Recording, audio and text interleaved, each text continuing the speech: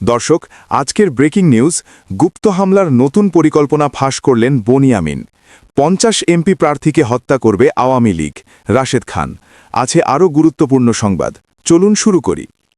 খুব জনপ্রিয় social media ব্যক্তিত্ব অস্ট্রেলিয়া প্রবাসী জনাব বনি আমিন বিজয় দিবস উপলক্ষে আজ এক ফেসবুক পোস্টে লিখেছেন, অতি গোপন তালিকাটি আর ধরে রাখতে পারলাম না।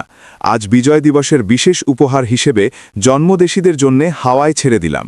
সর্ব উপরে তিনি থাকতেন, যেহেতু তিনি এখনও মায়ের ডাকে সাড়া দেননি, আজও দেশের বাইরে, সেহেতু তিনি আপাতত এই তালিকারও বাইরে। ধন্যবাদ। অর্থাৎ উনি জনাব তারেক রহমানের কথা বলেছেন। উনি লিখেন, হাসিনা থেকে অনুমোদিত গুপ্ত হামলার সম্পূর্ণ তালিকাটি প্রকাশ করা হল। ১. হাসনাত আবদুল্লাহ, ২.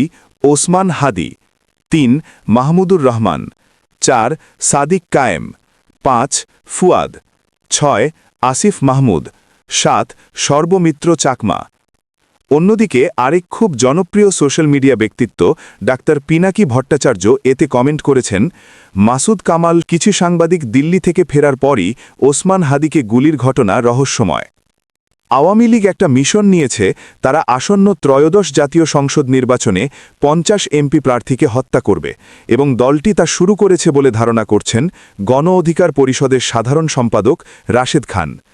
মঙ্গলবার সকালে স্মৃতিসৌধে শহীদ বেদিতে শ্রদ্ধা জানানোর পর সাংবাদিকদের সঙ্গে আলাপকালে এ অভিযোগ করেন তিনি।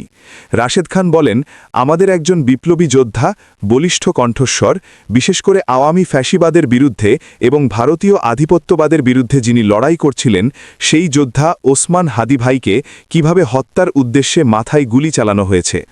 এখনও পর্যন্ত সেই আসামিদের গ্রেপ্তার করা যায়নি। তিনি বলেন, আমরা দেখলাম স্বরাষ্ট্র উপদেষ্টা বললেন, যদি এই আসামিদের কেউ চিহ্নিত করে দিতে পারে, সেক্ষেত্রে ৫০ লাখ টাকা উপহার দেওয়া হবে। আমার প্রশ্ন হল, তাহলে আপনার গোয়েন্দা সংস্থা পুলিশ, র্যাব, যৌথ বাহিনী কি করছে? এর আগে দেখেছিলাম অপারেশন ডেভিল হান্ট ঘোষণা করেছিলেন।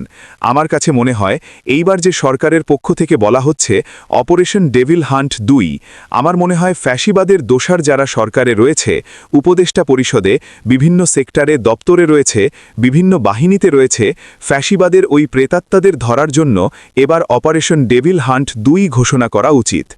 গণ অধিকার পরিষদের এই নেতা বলেন, আমরা যে লক্ষ্য ও উদ্দেশ্যকে সামনে রেখে স্বাধীন হয়েছিলাম, স্বাধীনতার এত বছরে এখনও কিন্তু আমরা সাম্য, মানবিক মর্যাদা ও মানবিক সুবিচারের ভিত্তিতে একটি নতুন রাষ্ট্র প্রতিষ্ঠা করতে পারিনি।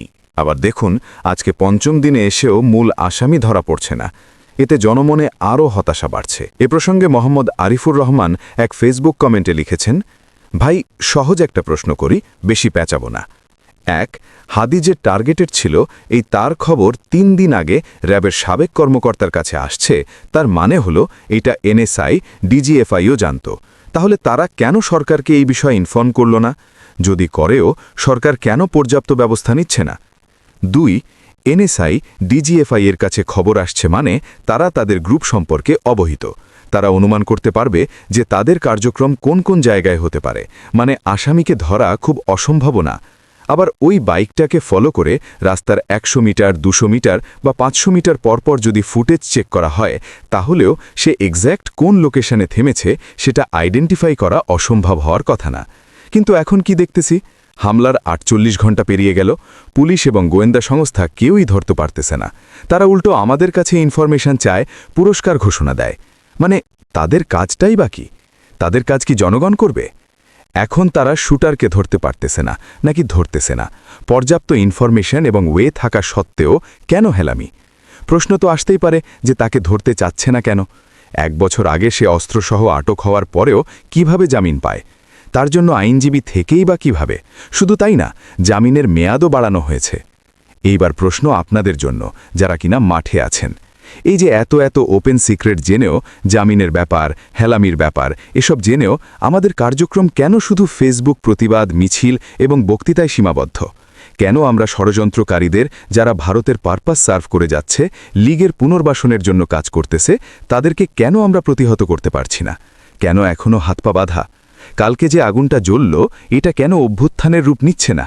আলটিমেটাম তো আগেও অনেক দেখেছি, কিন্তু পরবর্তীতে কি হবে? কাজের কাজ কিছু হবে না, এই ইস্যুটা ধামাচাপা পড়ে যাবে। দেখা যাবে কিছুদিন পর, আল্লাহ না করুক, জননেত্রী বেগম খালেদার জিয়ার মৃত্যুর সংবাদ আসলে হাদি ভাইয়ের এই ইস্যুটা একদম চাপা পড়ে যাবে। আমাদের হুঁশ কবে ফিরবে? পিলখানা 2 হলে আমাদের হুঁশ ফিরবে? নাহিদ, হাসনাত, আবিদ, সাদিক, নূর, তারপর আমি আপনি মরলে হবে? দর্শক কমেন্টে জানান আপনার মতামত। আর এই বিশ্লেষণটি ভালো লাগলে লাইক দিন, শেয়ার করুন আর সাবস্ক্রাইব করে নবকলি স্টুডিওর পাশে থাকুন। সচেতন সমাজের পথে একসাথে হোক পথচলা। আল্লাহ হাফেজ।